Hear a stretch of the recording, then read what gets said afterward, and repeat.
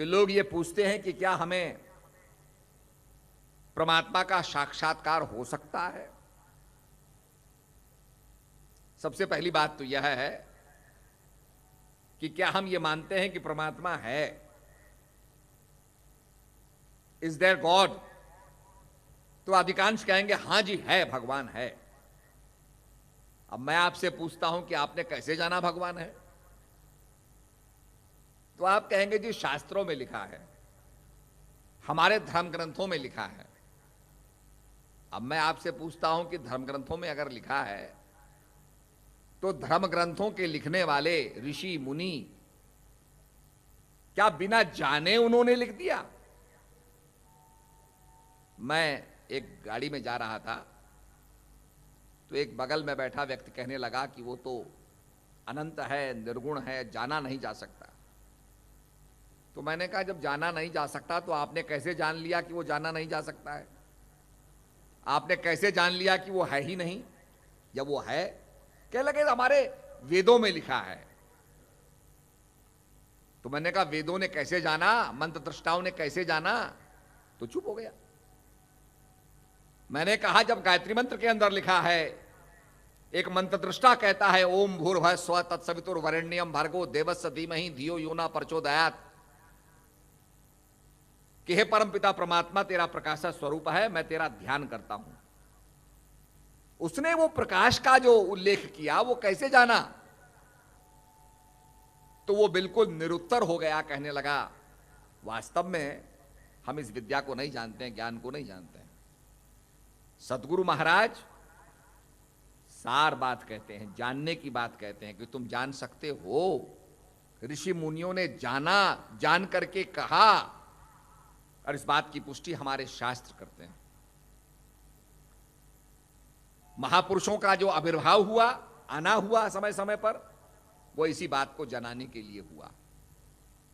तो आपने देखा होगा कि प्रकाश का जिक्र किया जाता है। शास्त्रों के अंदर आता है कि God is light and in him there is no darkness, कि परमपिता परमात्मा प्रकाश स्वरूप है, उसके अंदर कोई अंधकार नहीं है। वेदों की भी हमारी प्रार्थना है तमसो मां ज्योतिर्गमय अस्तो मां सद्गमय, हे प्रभु हमें अंधकार से प्रकाश की ओर ले जाओ। महात्मा बुद्ध का जो मूल मंत्र है ओम मणि पद्मे हंग, उसके अंदर भी मणि की चर्चा की गई है। और मणि का मतलब क्या होता है? जो प्रकाश दे। आपने सर्प की मणि के बारे में सुना होगा कि सांप एक मणि रखता है और रात्रि को उसको बाहर निकालता है, उसके प्रकाश पर पतंगे आते हैं, उनको खाता है। यह होता है सर्प की मणि का काम। मणि का मतलब भी होता है प्रकाश। ओम मणि पद्मे हंग, वहां भी प्रकाश का उल्लेख किया गया। रामचरितमानस में तुलसीदास जी कहते हैं कि राम की भक्ति क्या है? राम भक्त चिंतामणि सुंदर, बसहि गरुड़ जाके उर अंदर, परम प्रकाश रूप दिन राती, नहीं चाहिए कुछ दिया कृत बाती। वो परम प्रकाश है, वहां घी बत्ती की आवश्यकता नहीं है। गीता भी कहती है न तत्भाषते न सूर्यो न शशांको न पावका, यद गत्वा न निवर्तन्ते तद्धामम परममम। आज इस बात पर रिसर्च हो रही है कि जो बिग बैंग का उल्लेख आता है, विज्ञान ये मानता है कि एक बिग बैंग हुआ, बहुत बड़ा एक विस्फोट हुआ और उससे पृथ्वी का सृजन प्रारंभ हुआ। भगवान भी गीता में कहते हैं कि सबसे पहले यह ज्ञान मैंने वैवस्वान को दिया, सूर्य को दिया। सूर्य ने यह राजा ईशांको को दिया, राज ऋषियों में फैला। तो भगवान जो ज्ञान देने की चर्चा करते हैं, भगवान जो स्पंदन की चर्चा करते हैं, वो स्पंदन सबसे पहले सूर्य को प्राप्त हुआ और उसी से विज्ञान भी कह रहा है। आज ऐसे ऐसे डिटेक्टर्स बनाए जा रहे हैं कि उस जमाने में बिग बैंग का जो रेडिएशन था, उसके जो सिग्नल्स हैं, उनको स्टडी करने के लिए कि वो किस प्रकार का था। तो कहने का मतलब यह है कि विज्ञान धीरे धीरे जानना चाह रहा है, पर भौतिक चीज को वो जान नहीं सकता। जो आध्यात्मिक है उसको जानने के लिए उसे महापुरुष सदगुरु के पास जाना होगा।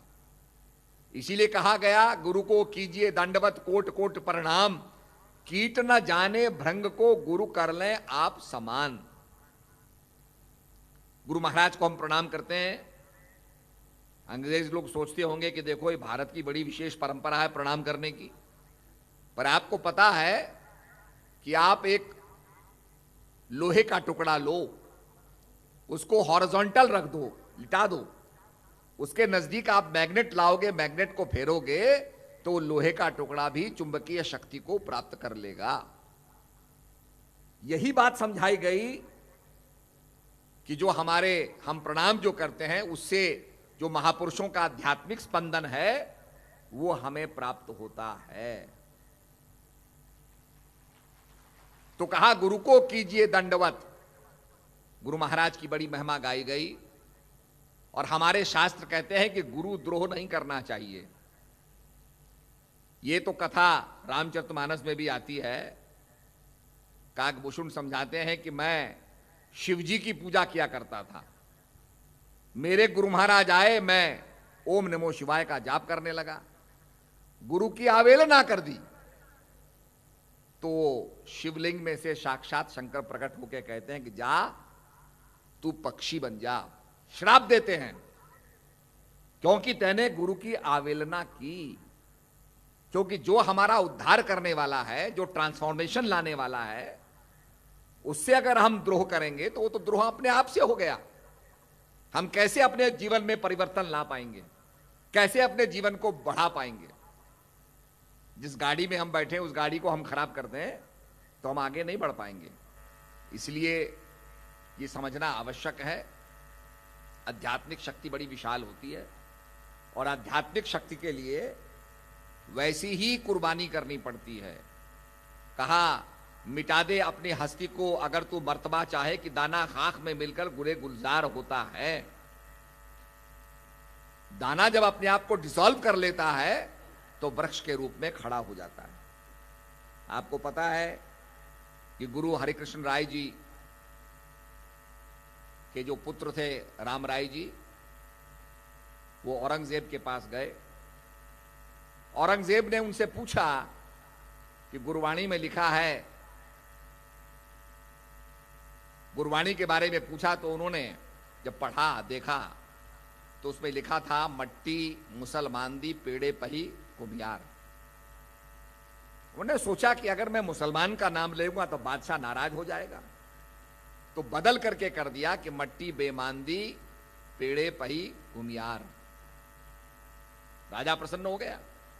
ऐसी विवेचना सुन के राजा प्रसन्न हो गया। पर गुरु हरिराय जी के पास ये सूचना पहुंची कि गुरु राम राय जी ने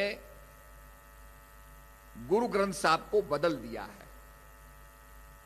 तो उन्होंने यही कह दिया कि गुरु राम राय जी अपना मुंह मुझे नहीं दिखाएं, उनको निष्कासित कर दिया। बाद में उन्होंने उदासीन पंथ चलाया और फिर जो रूहानी शक्ति थी वो गुरु हरिकृष्ण राय जी को प्राप्त हुई। तो मेरा कहने का अभिप्राय है कि अध्यात्म के नियम मर्यादाएं जो होती हैं वो बड़ी सशक्त होती हैं, उन्हीं पर ये सारा भूमंडल खड़ा हुआ है। जैसे ये पंडाल है, ये जितना मजबूत इसके पिलर्स होंगे उतना मजबूत ये ऊपर होगा। ये नहीं कि छत मजबूत हो जाए और पिलर कमजोर हो जाएं। पिलर का मजबूत होना बड़ा आवश्यक है। अध्यात्म भी इसी प्रकार से मजबूत होता है, उसकी मर्यादाएं बड़ी मजबूत होती हैं। तो मेरा कहने का मतलब यह है कि जब गुरु हरिकृष्ण जी अपना शरीर छोड़ने लगे तो उन्होंने केवल यही चर्चा की कि बकाले, गुरु बाबा बकाले। तो सारे के सारे जितने गुरु महाराज के रिश्तेदार थे सब जाके बकाले में बैठ गए कि गुरु महाराज तो बकाले में होंगे, और सबने अपने आगे बोर्ड लगा दिया कि हम भी गुरु हैं, हम भी गुरु हैं, हम भी गुरु हैं। और ये आता है इतिहास के अंदर कि सैकड़ों गुरु वहां बन गए। अब पहचान कैसे हुई? तो गुरु महाराज का एक भक्त था मक्खन शाह, जो व्यापार करता था, जहाजों को ले जाकर के चीजों को बेचता था, खरीदता था। उसका जहाज एक समय रेते में फंस गया। उसने गुरु महाराज से प्रार्थना की कि हे प्रभु, मेरा जहाज फंस गया है, अगर आपकी मेहर हो जाए, कृपा हो जाए और मेरा जहाज पानी में आ जाए, इस रेत से बच जाए, तो हे गुरु महाराज मैं आपको 500 मोहर समर्पित करूंगा। ये संकल्प लिया। और संकल्प क्या लेना था कि थोड़ी देर में पानी का इतना बहाव आया, हाई टाइड हुआ, समुद्र का स्तर बढ़ गया और उसका जहाज निकल गया। अपना व्यापार करने के बाद वो लौटा। उसने पूछा, गुरु महाराज कहां विराजते हैं? लोगों ने कहा, बकाले जाओ। अब बकालों में एक गुरु महाराज नहीं थे, कई गुरु बने हुए थे। दुकानें खोल दी। अब उनके भी कुछ होते हैं सलाहकार, सबने दुकान खोल रखी थी। उसने देखा कि मैं ये 500 मोहरें कहां चढ़ाऊंगा। उसने मन में संकल्प किया कि 2-2 मोहर रख देता हूं, जो सच्चे बादशाह होंगे वो खुद ही समझ लेंगे। अब हर एक गुरु के पास गया, 2 मोहर रख करके प्रणाम कर देता था, 2 मोहर रख के प्रणाम कर देता था। करते करते सारों सबके पास चले गया। उसने पूछा कि भाई कोई और भी बचा है? लोगों ने कहा, भाई बकाले में तो और कोई नहीं बचा, हाँ एक बचे हुए हैं, पागल तेगा। उन्हें पागल कहा जाता था कि पागल तेगा बचे हैं, उनको भी देख लो। उसने सोचा कि जब सभी को मत्था टेकना है तो इनको भी मैं पूरा कर लेता हूं, क्योंकि गुरु महाराज ने मुझ पर बड़ी मेहर की, मेरे जहाज को निकाल दिया, मुझे बचा दिया। वो पागल तेगा के पास पहुंचा, 2 मोहर रखी, प्रणाम किया, तो गुरु महाराज हंसने लगे, कहने लगे कि मक्खन शाह, तैने तो 500 मोहर देना का वायदा किया था, अब 2 मोहर में टाल रहा है मुझे। अरे तेरे जहाज को निकालते निकालते देख, मेरे पीठ पर निशान पड़ गए हैं।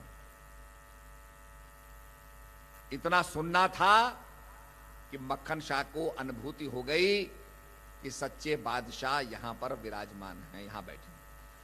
वो गया मकान के ऊपर, उसने कहा, गुरु लादो रे, गुरु महाराज यहां प्रकट हो गए हैं। झंडा फहराने लगा, सारी संगत को उसने बताया। उसके बाद वो पागल तेगा गुरु तेग बहादुर जी के नाम से प्रसिद्ध हुए और उनकी पूजा शुरू हुई। वो झूठे गुरु हटाए गए सब। तो ये तो बड़ा इतिहास है। अगर आप सच्चे बादशाहों का इतिहास देखें तो वहां पर हमेशा जो रूहानियत शक्ति होती है वो हमेशा प्रिवेल करती है। देखो इस कार्यक्रम को करने में कितनी कठिनाई हुई, कितनी बाधाएं। अजी वो ग्राउंड छोटा पड़ गया, जहां पहले ऋषिकुल में हमारा होता था, कहा जी वहां तो बस अड्डा बन गया। यहां जब मैं आया तो यहां गड्ढे ही गड्ढे थे, पर जब मेहनत की गई ये समतल हो गया और आज यहां कार्यक्रम हो रहा है, जंगल में मंगल हो रहा है। तो इसलिए ये बड़ी प्रसन्नता की बात है। तो हमें सदगुरु महाराज की कृपा प्राप्त करनी चाहिए। और सबसे बड़ी चीज यह है कि जो परिवर्तन होता है, हृदय परिवर्तन। दिल्ली में हम सत्संग सुना रहे थे रामलीला मैदान में, तो एक आदमी आया, कहने लगा, साहब ये किसी का पर्स मिला है, अनाउंसमेंट कर दीजिए।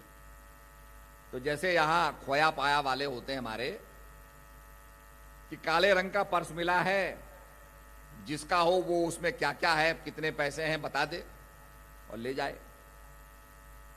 तो एक पत्रकार कहने लगा कि भैया तेरे तो नाम लॉटरी लग गई थी, ये पर्स मिल गया था, जेब में लेके जाता, पैसे खर्च करता। उसने कहा, भाई मैं 3 दिन से सत्संग सुन रहा हूं, ये पाप मुझसे नहीं होगा, मेरा पर्स नहीं था। अब आप बताओ उसके हृदय के अंदर क्या भाव प्रकट हुआ। वो ऐसा भाव, ऐसा संस्कार जो अपने आप में अच्छा काम करना अपने आप में पुरस्कार होता है। आजकल तो लोग कह रहे हैं ना कि साहब हमने कुंभ पैदा कर दिया, नोबेल प्राइज दे दो। अरे कुंभ अपने आप में, कुंभ करना, संतों की सेवा करना अपने आप में बहुत बड़ा काम है, उसके लिए कोई पुरस्कार नहीं होता, वो तो खुद ही अपने आप में पुरस्कार है। आप यहां आए, सत्संग सुनकर के गए, प्रेरणा लेकर के गए, ये अपने आप में ही पुरस्कार है। इसके लिए आपको कोई नोबेल प्राइज थोड़ी दिया जाएगा। और यही भाव जब महापुरुष पैदा करते हैं तो सत्य पर चलने का भाव पैदा होता है। जो आपने सुना ना कि गुरु सेवा मिली, मोरध्वज ने अपने पुत्र पर आरा चलाया, तो ये सब बातें जो हैं जीवन के अंदर पैदा होती हैं। और गुरु महाराज से छल करेंगे, गुरुद्रोह करेंगे, तो वैसे ही हम आत्मग्लानि होगी, आत्मप्रसन्नता नहीं हो सकती है। तो इसलिए सबसे बड़ी चीज यह है, मुझे एक बात याद आई, एक राजा ने कहा कि भाई मेरे नगर में जो जो अच्छी चीजें लाएगा, बेचेगा, वो उसमें लाभ प्राप्त करे, प्रॉफिट प्राप्त करे, पर अगर कोई चीज नहीं बिकेगी तो मैं शाम के वक्त मैं ले लिया करूंगा। अपने व्यापार को प्रोत्साहित करने के लिए उसने ये काम किया। एक दिन एक कलाकार मूर्ति लाया, मूर्ति बहुत सुंदर थी पर बिकी नहीं। शाम को राजा निकला, उसने देखा, उसने कहा भाई ये मूर्ति नहीं बिकी।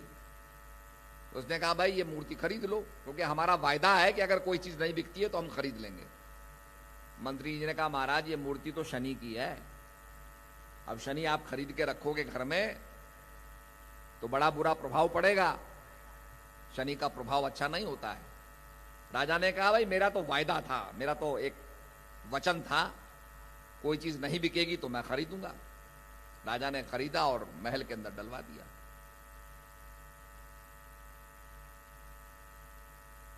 रात्रि को सोया तो क्या देखता है राजा कि एक महिला जा रही है। उसने कहा देवी आप कौन हो? महिला कहने लगी मेरा नाम वैभव है। दूसरी महिला ने कहा मैं ऐश्वर्य हूं। सब एक एक करके जाने लगे कि राजा तेरे महल में अब शनि देव आ गए हैं, वही रहेंगे, हम नहीं रह सकते। सब जाने लगी, लक्ष्मी भी जाने लगी। जब सब चली गई देवियां तो एक बड़ा विशाल काय पुरुष, बड़ा ओजस्वी पुरुष जाने लगा। तो राजा ने कहा महाराज आप कौन हैं? कहा राजन मेरा नाम सत्य है, मैं भी जा रहा हूं जहां लक्ष्मी नहीं है, ऐश्वर्य नहीं है, वैभव नहीं है, वहां मैं रह के क्या करूंगा। तो राजा ने कहा प्रभु आप नहीं जा सकते हो, क्योंकि आपके लिए तो मैंने ये शनिदेव को घर में रखा, आपके लिए तो मैं शनिदेव को खरीद करके लाया, आप नहीं जा सकते हैं। आपकी प्रतिज्ञा, आपके व्रत को रखने के लिए, सत्य की प्रतिष्ठा के लिए मैंने ये काम किया। सत्य को लगा राजा तो ठीक बोल रहा है।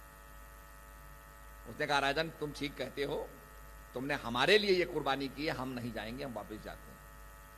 सत्य वापस लौटा।